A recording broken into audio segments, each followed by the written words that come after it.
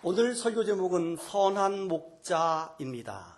한번 따라할까요? 선한 목자로 오신 예수 그리스도.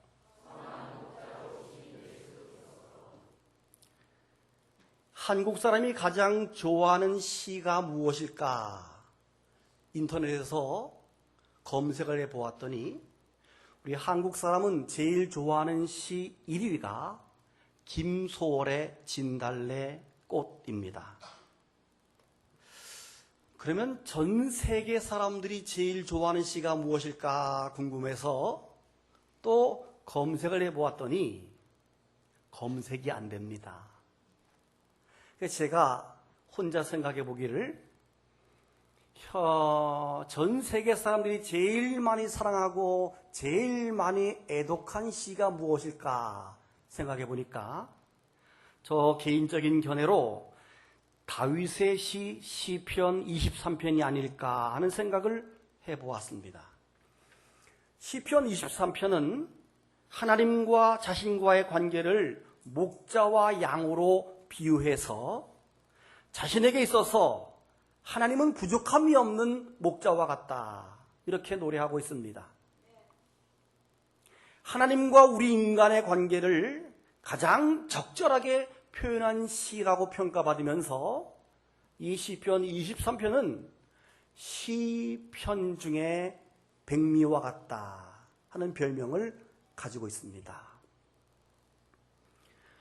여호와는 나의 목자시니 내게 부족함이 없으리로다. 그가 나를 푸른 풀밭에 누이시며 쉴 만한 물가로 인도하시는도다. 내 영혼을 소생시키시고 자기 이름을 위하여 의의 길로 인도하시는도다. 내가 사망의 음침한 골짜기로 다닐지라도 해를 두려워하지 않을 것은 주께서 나와 함께 하심이라. 주의 지팡이와 막대기가 나를 안위하시나이다.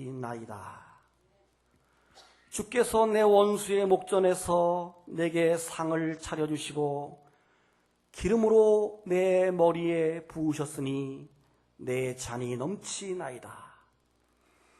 내 평생의 선하심과 인자하심이 반드시 나를 따르리니 내가 여호와의 집에 영원히 거하리로다. 아멘. 사람 사이의 관계를 목자와 양떼로 비유하는 것은 고대 중동 지방의 일반적인 관습이었습니다. 왕들이나 제사장들이 자신을 목자로 비유하고 또 자기가 다스리는 백성들을 양으로 많이 불렀습니다. 그래서 예수님께서도 역시 같은 비유를 사용하셔서 나는 선한 목자다 이렇게 말했습니다. 근데 여기서 나는 목자다 이렇게 말하지 않고 나는 선한 목자다 이렇게 말씀하셨습니다. 굳이 예수님 자신을 선한 목자라고 하신 이유가 있는데 보통 양의 특징은 여러 가지가 있습니다만은 그 중에 하나가 아주 안 좋은 시력입니다. 약 30cm에서 60cm까지밖에 보지 못합니다. 바로 눈앞의 것만 보고 그 이상은 보지 못하는 아주 약한 시력을 가지고 있습니다. 거의 맹인과도 같은 수준입니다. 그래서 목자가 안내하는 소리, 목자가 안내하는 장소, 목자의 손길을 떠나면 쉽게 길을 잃어버립니다. 그리고 맹수의 밥이 됩니다. 그리고 골짜기에 수소박혀서 가시던 물에 뿔이 걸려서 오도 가도 못하는 그런 상황에 빠질 때가 아주 많습니다. 바로 앞장 9장에서 예수님은 나면서 맹인된 사람을 고쳐주셨습니다. 이 사건은 앞을 보지 못하는 불쌍한 한 사람의 인생을 구원해준 차원을 넘어서 하나님이 보내신 메시아 예수 그리스도를 알아보지 못하는 영적인 맹인과도 같았던 당시의 유대인과 오늘 많은 인류들을 구원하기 위해서 영적인 소경, 앞을 보지 못하는 양들 같은 것이거든요. 그래서 그 양들에게는 목자가 필요하듯이 그 영적인 소경과도 같은, 맹인과도 같은 유대인들과 인류를 구원하고 인도하기 위해서 예수님이 나는 목자다, 나는 선한 목자다라고 말한 것입니다. 그래서 10장 오늘 본문에 와서는 양처럼 앞을 보지 못하는, 맹인처럼 앞을 보지 못하는 유대인들을 친히 인도하는 선한 목자라고 말씀을 하고 있는 겁니다. 그러면서 동시에 단순히 양들을 돌보고 키우는 목동이요 목자 정도가 아니라 예수 그리스도 본인이 아니면 구원이 있을 수 없다는 구원의 절대성을 강조해주는 아주 중요한 부분이 오늘 요한복음 10장인 것입니다. 사도행전 4장 12절에 보면 다른 이로서는 구원을 받을 수 없나니 천하 사람 중에 구원받을 만한 다른 이름을 우리에게 주신 일이 없습니다 라고 하는 말씀처럼 오직 예수님만이 인류를 구원할 그리스도라고 하는 구원의 절대성을 오늘 본문은 말하고 있는데, 그 첫 번째 표현이 나는 양의 문이다 하는 표현입니다. 따라합시다. 나는 양의 문이다. 7절을 보십시오. 그러므로 예수께서 다시 이르되 내가 진실로 진실로 너희에게 말하노니 나는 양의 문이다. 나보다 먼저 온 자는 다 절도요 강도니 양들이 듣지 아니하였느니라. 내가 문이니 누구든지 나로 말미암아 들어가면 구원을 받고 또는 들어가며 나오며 꼴을 얻으리라. 도둑이 오는 것은 도둑질을 하고 죽이고 멸망시키려는 것뿐이요 내가 온 것은 양으로 생명을 얻게 하고 더 풍성히 얻게 하려는 것이니라. 아멘. 여러분, 당시 팔레스틴 지역의 목축의 특징을 보게 되면 풀을 따라 이동하는 식의 목양이었기 때문에 종종 양과 목자들이 들판에서 빈들에서 노숙을, 밤을 지낼 때가 많이 있습니다. 이럴 경우 목자들은 양의 우리를 만드는데 주변에 있는 돌을 쌓아서 돌담을 이렇게 쌓고, 특별히 문은 별도로 만들 수도 없고 만들지 않습니다. 왜냐하면 문 대신에 자신이 직접 그 출입구에서 누워서 야숙을 하면서 문 역할을 대신합니다. 양의 출입을 자신이 직접 통제하고 양의 동태를 세밀하게 관찰하기 위해서입니다. 그리고 혹시 맹수나 다른 도둑이 들어오지 못하도록 그 문 자리에 누워서 목자가 잠을 자죠. 그러므로 목자를 통하지 않고는 양은 물론 어느 누구도 양 우리에 출입할 수가 없는 구조입니다. 양에게 있어서는 목자가 곧 생명과 안전의 유일한 통로였고 그들의 도둑과 강도를 맹수를 막는 문에 해당되는 역할이었던 것입니다. 그래서 예수님께서 나는 양의 문이다 이런 말씀을 하시면서 당신께서 구원의 유일한 통로가 된다고 말씀을 하고 있는 것입니다. 이 부분에서 큰 소리로 아멘 해야 됩니다. 아멘. 그래서 요한복음 14장에 넘어가 보게 되면 내가 곧 길이요 진리요 생명이니 나로 말미암지 않고는 아버지께로 올 자가 없느니라 이런 말씀을 했습니다. 사랑하는 여러분, 이 말씀은 포스트 모더니즘 그리고 다른 말로 다원주의라고 하는데 다원주의를 살아가는 현대인들에게 그리고 한국교회가 처한 정황에 시사하는 바가 아주 큰 그런 내용입니다. 우리가 살아가는 현 시대는 다원주의 시대이므로 모든 사상과 철학과 문화와 예술이 통합되고 전부가 동양과 서양과 고전과 현대가 다 퓨전, 다 통합되는 짬뽕되는 문화 속에서 우리가 살고 있습니다. 음악도 고전과 현대가 같이 어울리고 음식도 동양과 서양이 다 퓨전으로 만나는, 다 통합되어지는 그런 시대를 다원주의다 이렇게 말하는데, 그래서 종교까지도 통합하려고 하는 추세가 있습니다. 모든 종교의 절대적인 선의 추구는 사랑이다. 기독교도 불교도 이슬람도 유교도 그 어떤 종교도 마지막 추구하는 바는 사랑이기 때문에 모든 종교는 하나다라고 주장하는 겁니다. 마치 등산할 때 산을 정복하는 코스가 여러 가지가 있지만은 결국 정상에서 다 만나는 것처럼 모든 종교는 믿는 방식만 조금 다를 뿐이지 추구하는 바 정상은 다 같은 것이다 라는 종교 다원주의가 자꾸 확산되어져 가고 있습니다. 그래서 불교, 가톨릭, 이슬람 각각의 종교들이 자꾸 만나서 하나가 되고 통합되고 대화를 하자 이렇게 말합니다. 그래서 성탄절날 앞에 있는 절에서 예수님의 탄생을 축하합니다 하고 현수막도 붙여주고, 또 한국의 성당에서 4월 초파일 날 석가탄신을 축하합니다 현수막도 붙여주고, 그런데 우리 기독교만 거기에 들어갈 수가 없습니다. 왜? 예수님만 양의 문이 되시기 때문에 그렇습니다. 천하 사람들에게 다른 이름을 주신 적이 없다라고 말씀했기 때문에 다른 어떤 종교로도 그 어떤 것으로도 구원받을 수 없기 때문에 종교 간의 대화가 있을 수 없는 것입니다. 그러다 보니까 세상 사람들은 우리 기독교만 독선적이고 욕심만 있고 나쁘다 이렇게 생각을 하기 쉽습니다.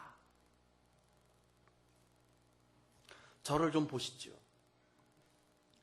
설교 들을 때 경청하셔야 되고 집중해야 됩니다.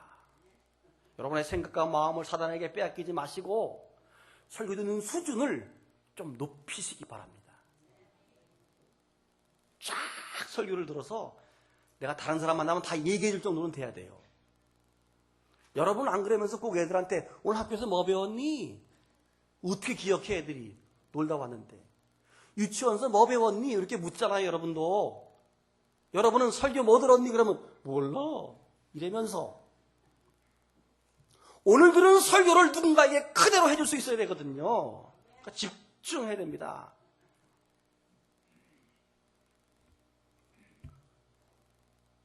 그래서 기독교만 독선적으로 여겨지게 되는데, 뿐만 아니라 한국교회 내부적으로도 우죽순처럼 솟아나는 이단과 사이비 종교 때문에 아주 골치가 아픕니다.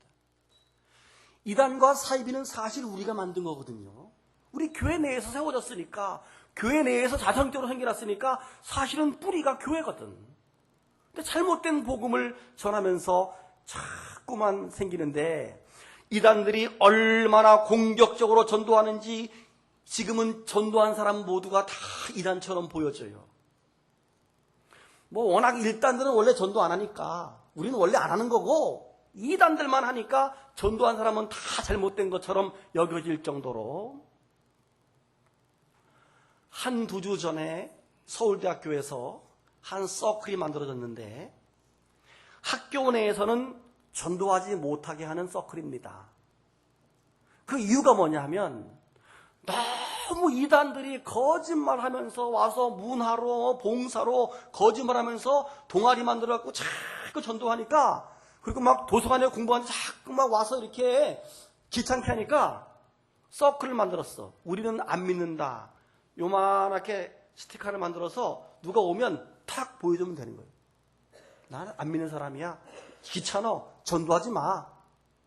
스티커를 딱 보여주는 스티커를 만들고 그런 단체를 만들었어요.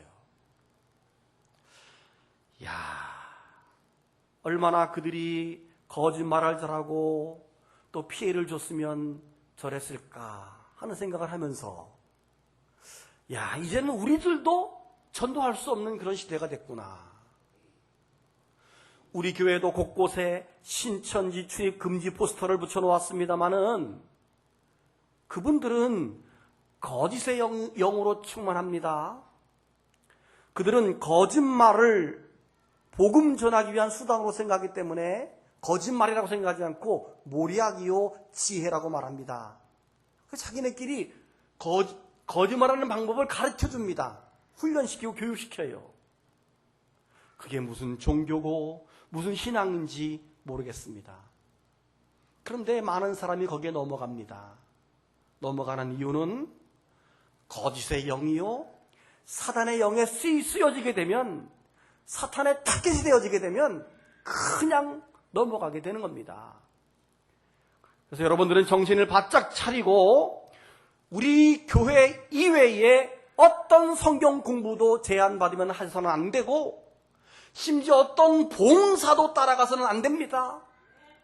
오직 교회 중심으로만 움직이셔야지, 잘못 어리버리 따라갔다가는 거기에 다 끌려 들어가는 거예요.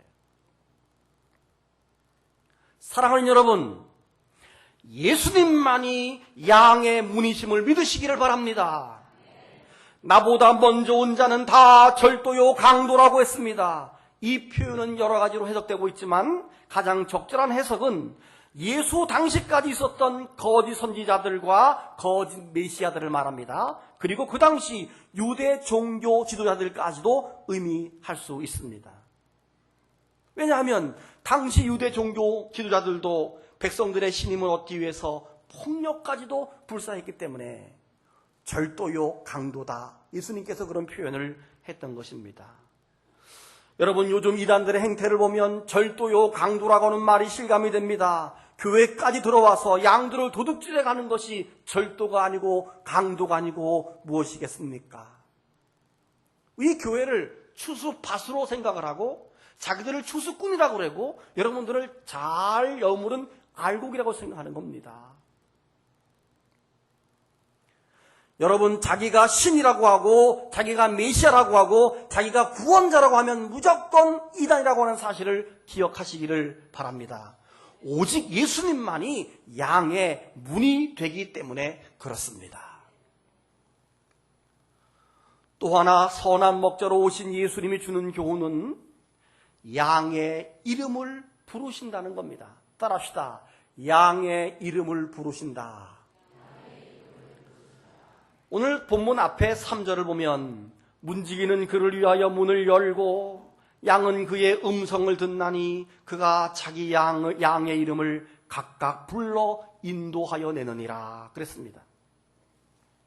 선한 목자는 사꾼 목자와 달리 자기 양들을 깊이 알며 그들 각각에게서 개인적인 관심을 기울입니다.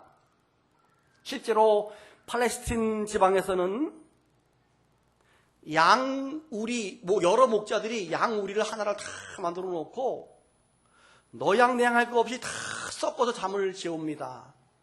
우리가 볼 때는 양이 다 똑같잖아요. 저거 어떡하지 막 섞였는데 염려할 거 없어요. 아침이 되면 목자가 문을 탁 열고 쉿 휘바람 불면서 끝손이 나와, 깜씨 나와, 깜돌이 이쪽으로 와. 그러면 자기 이름을 알고 자기를 듣는 목자의 음성을 듣고 그 부분에서 각각 자기 목자를 따라갑니다. 신통하지요. 그들의 이름을 하나하나, 그 별명을 하나하나 불러주면서 목자가 데려갑니다. 여러분, 이름을 안다는 것은 목자가 자기 자신의 양을 자신의 소유로 만들었다는 것이고 최고의 관심과 최고의 사랑의 표현인 것입니다. 김춘수 시인의 꽃이라고 하는 시가 생각나지 않습니까? 내가 그의 이름을 불러주기 전에는 그는 다만 하나의 몸짓에 지나지 않았다. 내가 그의 이름을 불러주었을 때 그는 내게 다가와 꽃이 되었다. 별로 감동 안 받네. 여러분, 우리가 누구의 이름을 불러줄 때 그 사람이 내게 꽃으로 다가온다는 것입니다. 얼마나 아름다운 표현입니까? 여러분은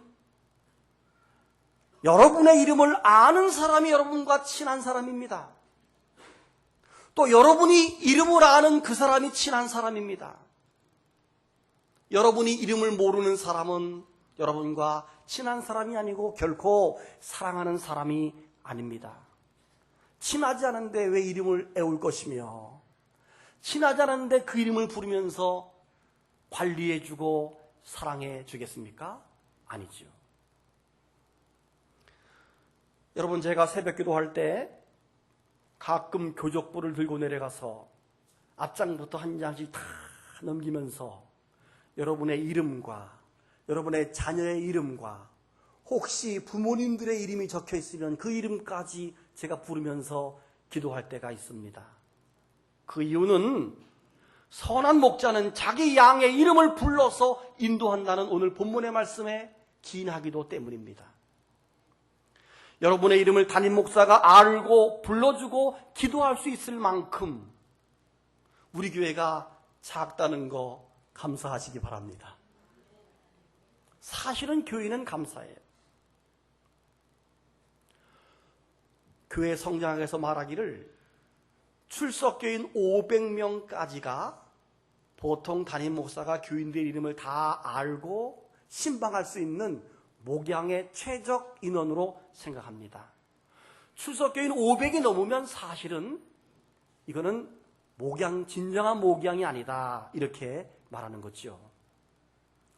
가끔 몇천 명 혹은 몇만 명 다니는 교회 성도가 자기 교회를 자랑하면서 나 서울에 어느 교회 다녀요? 그래요.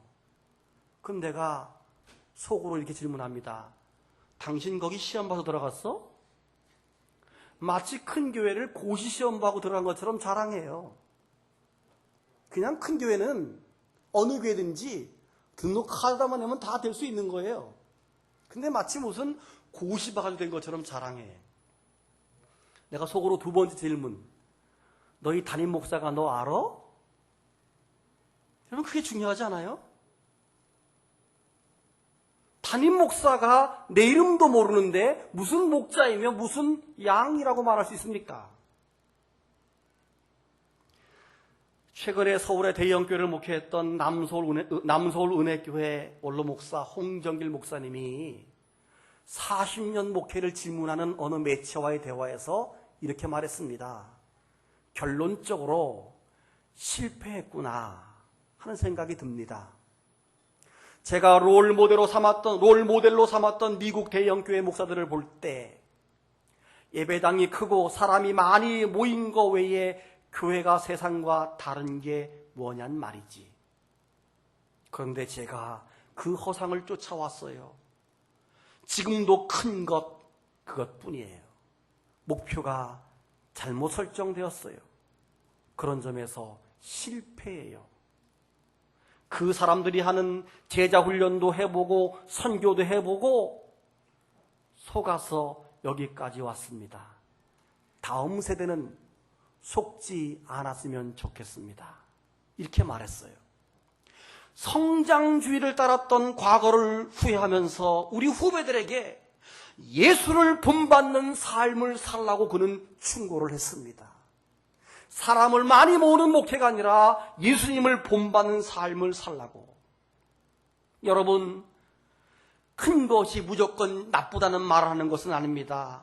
적어도 선한 목자라고 하는 것은 자기 양을 알아야 하는 것이고 그 양의 이름을 불러줄 수 있어야 한다는 예수님 말씀의 입장을 우리가 생각해 보는 것입니다. 또 하나, 목자가 양들의 이름을 부를 때 양들이 자기 목자의 음성을 들을 수 있다는 것입니다. 오늘 본문 4절에 보면 자기 양들을 다 내어놓은 후에 앞서가면서 양들이 그 음성을 아는 고로 따라오되 타인의 음성은 알지 못하는 고로 타인을 따르지 아니하고 도리어 도망하느니라 그랬습니다. 여러분, 때로는 다른 목자와 초원에서 만나기도 합니다. 양들이 자유롭게 풀을 뜯다 보면 여러 목자들의 양들이 다 섞이게 마련입니다. 그렇지만 걱정 없습니다. 자기 목자가 휘파람 하나만 불기만 하면 자기 목자의 음성을 알아듣고 모두가 자기 목자를 따라가는 것입니다. 사랑하는 성도 여러분, 여러분이 살아가는 세상은 광야와 같습니다. 거기에는 맹수도 있습니다. 양과 염소를 도둑질하는 도둑도 있고 강도도 있습니다. 거기에는 음침한 골짜기도 있습니다. 온갖 세상적인 가치관과 물질 만능주의 사상과 쾌락과 취미와 거짓 종교와 거짓 사상과 이단과 사이비 등등 우리 영혼을 도둑질하는 온갖 도둑과 강도가 득실한 곳이 여러분이 사는 세상입니다. 그러나 우리가 명심해야 하고 주의해야 하는 것은 우리의 이름을 부르고 우리를 인도하시는 예수 그리스도의 음성을 똑똑히 듣고, 할렐루야, 예수 그리스도만을 바라보고 나아갈 수 있는 여러분들이 될 수 있기를 바랍니다. 마지막으로 선한 목자는 자기 양을 위해서 목숨을 바치는 희생이 있다고 말했습니다. 11절 보면 나는 선한 목자라. 선한 목자는 양들을 위해서 목숨을 버리거니와 삭구는 목자가 아니요 양도 제 양이 아니니라. 이리가 오는 곳을 보면 양들을 버리고 달아나나니 이리가 양을 물어가고 또 해치느니라. 중략하고 15절 끝에 보면 나는 양을 위해서 목숨을 버리노라. 여러분, 선한 목자와 삭군 목자의 차이는 간단합니다. 선한 목자는 양들을 위해서 자기 목숨을 버리는 헌신을 합니다. 그러나 삭군 목자는 삭슬 받는 것이 목적이기 때문에 항상 유익을 따라가고 유익만 챙기고 돈을 밝힙니다. 그게 차이입니다. 예수님께서 인자가 온 것은 섬김을 받으려고 온 것이 아니라 오히려 섬기려고 왔다고 했습니다. 그래서 친히 제자들의 발을 씻기는 예수님의 희생과 사랑, 그리고 급기야 십자가 위에서 자기의 목숨을 버려서 온 인류의 양들을 구원하시는 예수 그리스도, 그가 바로 진정한 선한 목자이신 것입니다. 사랑하는 성도 여러분, 예수님은 이 땅에 선한 목자로 오셨습니다. 그리고 오늘도 우리의 인생을 길과 진리와 생명으로 인도하시는 분이심을 믿으시기를 바랍니다. 때로 우리가 걸어가는 인생길이 고단하고 어려움에 빠질 때가 있을지라도 목자이신 주님의 음성에 귀를 기울이시고 오직 주님만을 따라갈 수 있는 성도들이 되시기를 주님의 이름으로 축복합니다. 두 눈 감고 묵상하십시오.